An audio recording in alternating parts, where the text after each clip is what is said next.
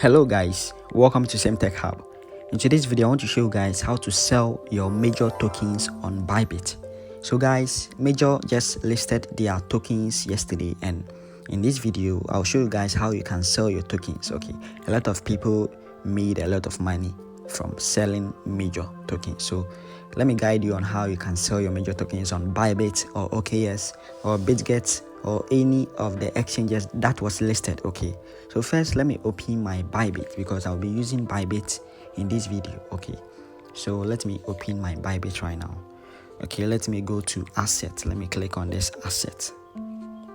Okay, let me click on unified trading. Okay, let me click on, because that is where my major tokens are kept. Okay, you can see I have major of $10. Okay, I have major of $10, and let me show you guys how you can sell this major tokens. Okay, so the first thing you have to do is to click on the major token. Okay, you click on this major crypto, then you click on this. You can see trade over here. You click on this trade. Okay, so when you click on this trade, this will appear, meaning you are coming to trade on spot trading. Okay, so let me show you how you can sell the token.